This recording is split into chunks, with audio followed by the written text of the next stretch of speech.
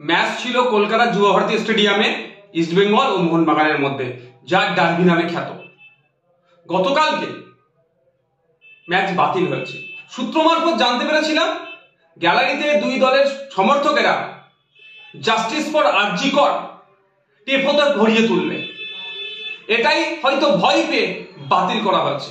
কিন্তু দুই দলের সমর্থকরা ঘরে বসে থাকেননি, তারা যুব ভারতী স্টেডিয়াম চত্বরে জড়ো হতে চেয়েছিলেন জাস্টিস ফর আরজি কর, তিলোত্তমার বিচার চাইতে, তার পরিবার যাতে ইনসাফ পায় সেই জন্য। তার সাথে পা মিলিয়েছিলেন ইস্টবেঙ্গল, মোহনবাগানের সাথে মহামারান স্পোর্টিং ক্লাব। তার এই তিন দলের কর্মী সমর্থকরা যখন জড়ো হয়, পুলিশ মেন গেট থেকে 200 মিটারের মধ্যে কাউকে প্রবেশ করার অনুমতি দেয়নি, 200 মিটারের বাইরে দাঁড়িয়ে বাইরে থাকার কথা বলেছে। তিন দলের সমর্থকেরা 200 মিটারের বাইরে থেকে শান্তিপূর্ণ ভাবে তারা প্রোটেস্ট করছিল এবং জাস্টিস ফর আরজি কর, জাস্টিস ফর তিলোত্তমা বলছিল। কিন্তু পুলিশ নির্বিচারে তাদের উপরে আক্রমণ করে, নারীরাও বাদ যায়নি, টেনে হিঁচড়ে প্রিজন ভ্যানে তাদেরকে তোলা হয়।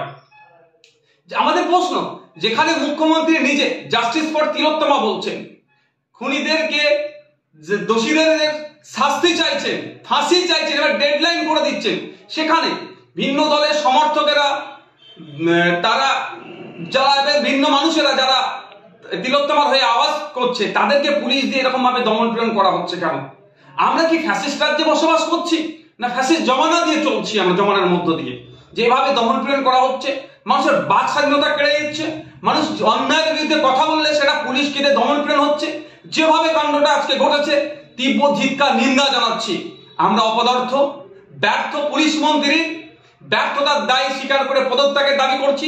সাথে সাথে স্বাস্থ্যমন্ত্রীও এই দায়, এই যে ঘটনা আরজি করে ঘটেছে, এটা নতুন ঘটনা নয়, বিগত দিনে এই ধরনের অনেক ঘটনা স্বাস্থ্য কেন্দ্রগুলোতে রিলেটেড ঘটছে, সম্পূর্ণরূপে ব্যর্থ হয়েছে। স্বাস্থ্যমন্ত্রীরও পদত্যাগ দাবি করছি এবং সাথে সাথে একটু রাজ্যের মুখ্যমন্ত্রীকে স্মরণ করে দিতে চাই যে পৃথিবীতে যত ফ্যাসিস্টরাই ছিল না কেন, তারা বিভিন্ন সময় গুন্ডা মস্তান পুলিশ প্রশাসনকে কাজে লাগিয়ে মানুষের বাক স্বাধীনতা কেড়ে নেওয়ার চেষ্টা করেছে, মানুষকে দমিয়ে রাখার চেষ্টা করেছে, কিন্তু নির্দিষ্ট সময় পরে কিন্তু সেই ফ্যাসিস্টদের পতন হয়েছে। আমরা চাই না পশ্চিমবাংলার মানুষ এই ধরনের কোনো কিছু করুক।